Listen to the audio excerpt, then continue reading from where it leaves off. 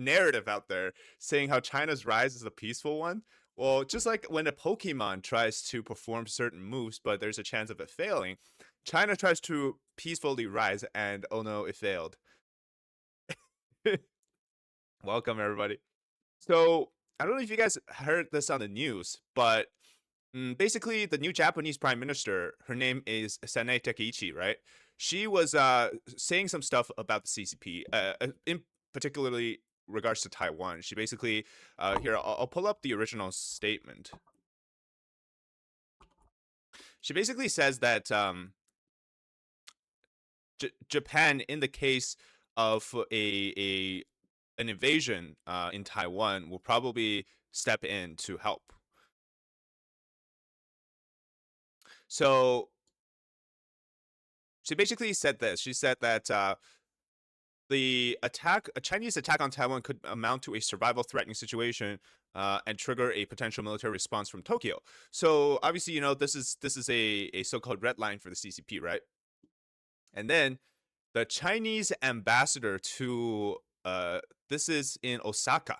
So not the actual ambassador to Japan, but the consul general to Osaka tweeted this out on X in Japanese, and it paraphrases essentially saying that they will cut off the head of the Japanese prime minister. So in turn, this whole thing escalated because Japanese X users and just Japanese internet users in general started to get really mad at the fact that the Chinese consul is literally threatening their prime minister and trying to, chop her head off. And this happened over the weekend, right? And they were initially trying to like downplay it, like the Chinese side. They didn't really offer any response to this. But then over the next few days, essentially, let's see here, the Chinese Foreign Ministry started to come out with a very aggressive statement. In this one, it reads, the Japan, the daring to intervene in the Taiwan Strait by force will constitute aggression, and China will strike head on. Essentially, they're just saying that, like how, like, don't you dare to say anything about Taiwan, like that's whatever. And so the whole wolf warrior diplomacy is back. Now, we thought that was over, right? And then we have more people tagging on. So like this whole China is a peaceful rise thing is clearly not the case anymore, because they're literally saying that they will just bash and strike anyone head on. So they're not peaceful. And then here's Hu Xijin. Hu Xijin, if you guys don't know, was a former editor-in-chief for the Global Times, and he's basically like the like a huge CCP barking dog. And he says that the new diplomatic conflict between China and Japan was entirely instigated by Japanese Prime Minister Sanae Takaichi. If Japan dares to expel Chinese diplomats, China will inevitably retaliate. Well, then Sanae Takaichi is an evil witch. So he calls her an evil witch, which, this is like, I think, slightly better than threatening somebody that they're gonna, kill them. And I mean, here in the West, if you threaten to chop the head off of somebody, I believe that counts as terroristic threats, which is different than an act of terrorism, but it is still a criminal charge that you could be put in jail for. Right, so you're threatening to, like, you name this person, you physically threaten them, or you post this threat somewhere online. That is considered a terroristic threat. He wasn't by far the only one, though. Here is Chen Weihua. So Chen Weihua, let me just put this up here. I don't know if you can see it, but I'll put it up. Chen Weihua says in Chinese, saying that he supports the general consul. His name is Xue Jian. He says to the walking dogs, or the American running dog, I guess that would be the better word. American running dog Sanae Takaichi crazily instigating the reaction of 1.4 billion Chinese people. For the reaction, who dares to stop the unification of China, they will be met with a dead end. So, that's again another journalist coming out to threaten the Japanese. So now, obviously, the Japanese people are saying that we should deport the general consul because, like, you're literally threatening our prime minister, right? You have other, like, CCP propagandist who basically says that, whatever the statement said by the general consul was completely in line with the Chinese foreign policy towards Japan. And yeah, like so the wolf warrior craziness is back.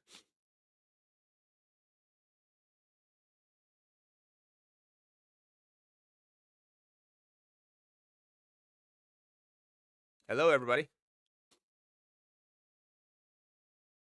You are Japanese. You don't know what's going to happen. Personally, I really don't think that this is going to escalate beyond like the words. So I hope like it doesn't escalate beyond the words because I don't think it's beneficial for Japan to have anything right now. So here's what I think, right? Uh, the new prime minister has only been in office for a month or two. At this point, she has a really high support in the poll numbers with among the Japanese people. But I think if this escalates, there's no telling what the CCP is willing to do. For example, remember when Canada arrested Meng Wanzhou, the Huawei CFO, and what the Chinese response was that they arrested two Michaels, two Canadians in China, right? So in case, let's say, the prime minister expels the general counsel, well, China's reaction could be that they will arrest or expel certain Japanese nationals in China, and or they will literally arrest them for certain things like espionage or whatever financial crime situations. And so this in turn creates a lot of problems for Japan, I think, because now you're risking the lives of Japanese nationals, and I don't think that the current Japanese prime minister wants that so early on. So I personally think this won't escalate beyond words, but we'll see how it goes. But it also, on the other side, I think it does show that if this really really becomes a diplomatic situation, I think it'll actually help the Japanese to, for example, in terms of the national security side. What if they decided that, because I know there is an intention within this administration in Japan that there could possibly be something like a amendment to the constitution, right? So that right now the Japanese self-defense force could possibly become a full-fledged defense force uh, within like the Japanese, a full normal Japanese military. In that case, that's actually, in my opinion, one of the objectives of the current prime minister. Perhaps like it is for the sake of national security, because what happens, if they threaten to chop the head off of the Japanese prime minister, what happens if they actually does? I am reading YouTube chat, by the way. Somebody just keeps saying China, China, China.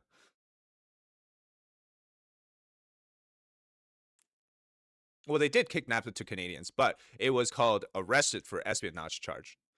So what I found out was that apparently this guy, the Shijian guy, the general counsel of Osaka, he had also threatened to chop the head off of Pete Hegseth, who is the Secretary of War in the United States.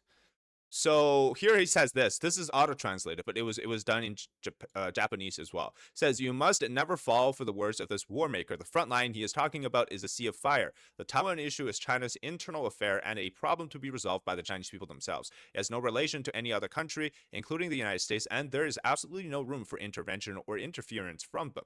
War preparation over the Taiwan issue are futile, and any head that sticks out will simply be cut off." So essentially, he's threatened to cut off the head of the Japanese prime minister, also cut off the head of the Secretary of War in the United States. This guy clearly is so over the top with his rhetorics in terms of the threat. Now, this is no stranger, right, to this whole idea of Chinese aggression in the diplomatic front. And then if you really think about it, they never really follow through with what their threats are, because most of the time this is just empty threats, which I find it to be kind of hilarious because, people like this that post about how China's rise is peaceful, well, they got fact checked. So, for example, China's rise is not peaceful at all. China's rise included the involvement in the Korean War, involvement in the invasion of Tibet, involvement in Vietnam. There was a Vietnamese war. There was a border clash with Russia. So they're very much not a peaceful rise. Plus the existing South China Sea aggression, the constant provocation in the ocean around the Philippines, in Scarborough Shoal and others, the use of fentanyl as a precursor, obviously the precursor to fentanyl, to sell it to the cartels, which becomes a drug issue in the United States. The use of cyber warfare, right, hacking American infrastructure, the use of economic coercions, The fact that they literally launched a trade war against Australia because they questioned the origin of COVID, the use of biowarfare, right? The fact that COVID-19 came from Wuhan. This is nothing of a peaceful rise. This is literally China is in a state of constant aggression, and also you have the whole diplomatic front that we were just talking about.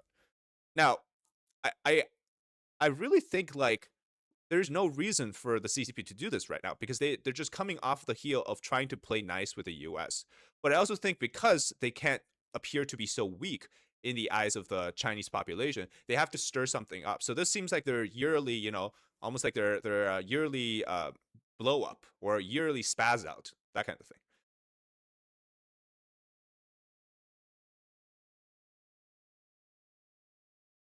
Me and Nina still do con. Who's Nina? I don't know who Nina is. I went to China in April. Everything looks good from 5 feet, but once you look at it, nothing lines up. Everything is cheap. There's a big difference between made in China, made in China. I'm not so sure what that means in terms of made in China, made in China. Glad to see you're live. Enjoy your videos and info. Thank you very much. You watch my videos when you're sad. That's therapy. I'm glad it is therapy. I'm losing so much social credit. Yeah, I don't know what you guys think about this because they don't dare to do this against the United States. Uh, and I think every time that they've done a threat, it's usually towards Japan. Because so a little bit of the history on this, right?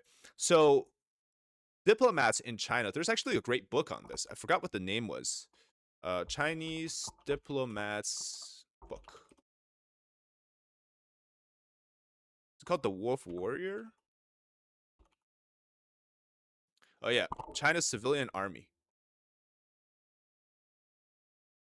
If you guys are interested in reading about Chinese diplomacy or Chinese diplomats, there's a great book on this. It's called China's Civilian Army: The Making of Warrior Diplomacy. It's written by Peter Martin, who is a reporter for the Bloomberg, or is it for the Wall Street Journal? I can't remember. But he wrote this extensive guide on the history of the Chinese diplomats. So a bit of a history on this. So during the Mao Zedong era, because Mao and all of his comrades came from like peasants and countryside culture. And Mao was really about this very aggressive, very vulgar, very over the top mannerism. He encouraged people to say vulgar things. He encouraged people to make things as blunt as possible. That was his way of converting everyone into that like low down culture, right? Which actually I'm having a video on this soon explaining this. But the way you need to look at it is that the first diplomats in China weren't career officials who worked in foreign policy or people who knew things like diplomacy inside and out. They were literally like if you put some thugs and thieves into positions of power and gave them suits and dress shirts. That's essentially what started out as the Chinese diplomacy. So the only way they knew how to get things done was to threaten people. And then it got toned down a little bit during like the 2000s and the 2010s until Xi came back into power, and Xi Jinping was very much into the whole wolf warrior diplomacy. He was very much into the Mao culture, so he got people to go back on those aggressive tones, and that's where we are today. So essentially, you have all these people, and this is the reason that they could say things like "I'll chop your head off" or "Anybody that threatens us is going to be met with head on stuff," whatever. That is straight out of Xi's words, like his dictionary. So this is something that they commonly say within the diplomacy circle inside the Chinese foreign ministry. Japan did a lot of messed up stuff in the past across Asia. Yeah, I agree. Japan did do a lot of stuff. That was Imperial Japan. It is not Japan today. Japan today is a very much a democratic country. It has no intention of dominating the world. And so if you continue to care about stuff that is from, almost 180 to 90 years ago, that is not how you're supposed to run the world today. Because if we're talking about that, well, 80 to 90 years ago, we should really look at what happened in China. Well, it turns out in China, there was also stuff that happened throughout thousands of years of, say, people killing their own people, or even within the CCP's history, there were murders of way more Chinese people by the hands of Mao than that had happened during the Japanese invasion. So if you're talking about the sheer number of atrocities committed against the Chinese people, the CCP has a higher number of people killed than the Japanese did.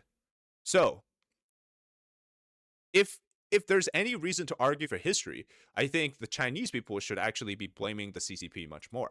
And in fact, the CCP leaders openly thanked the Japanese for invading China because it gave them a window to grow. Because during the Second World War, the resistance of Japanese invasion in China wasn't done by the CCP; it was done by the KMT.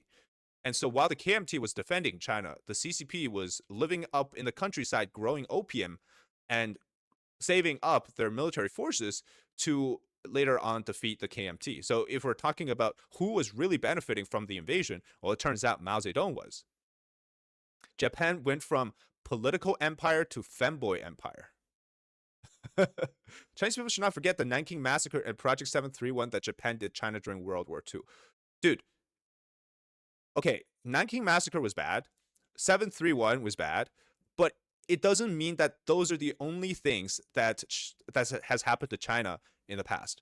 Okay, just like how today you cannot blame the current generation of white people because of slavery that happened hundreds of years ago, right? You simply cannot do that because today, like today's Japanese people have no reason to have to put up with the guilt of imperial Japan because, well, they personally have never done anything like that to the Chinese.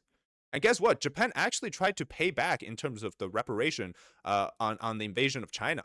So during the early years of the reform and opening up, actually they gave a lot of incentives to Chinese companies going to Japan to set up shop and to give them like low tax to no tax policies so that they can. It was almost like an indirect form of reparation payment, right? And then what they were met with was this consistent aggressive tone from the Chinese government. And so over time, this is honestly the CCP themselves. Like they built up this aggression over time and they have never stopped with it. Um, my country is perfect.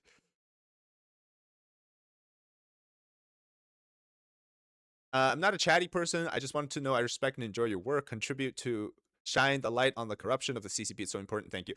Thank you very much, Malbury. I don't live in China. I don't know why you think I live in China.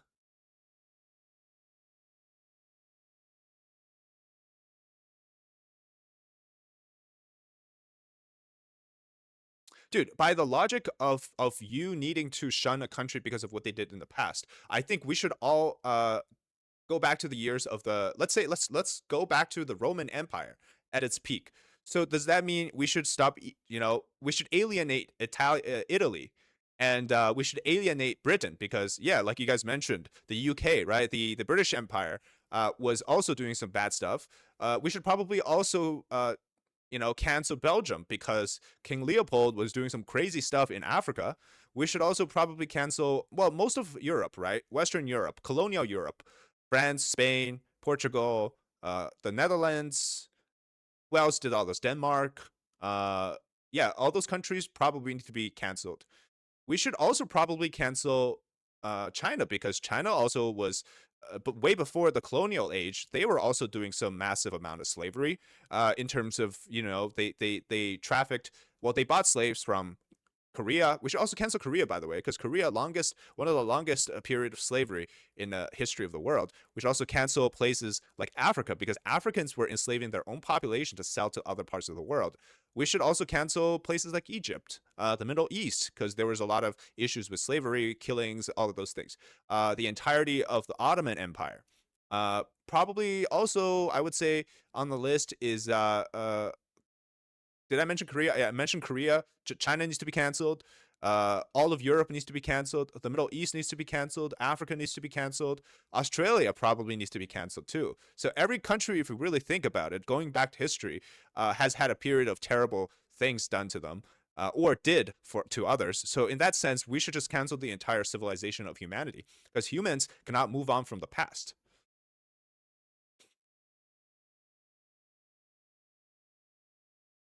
New Zealand on your so what did New Zealand do?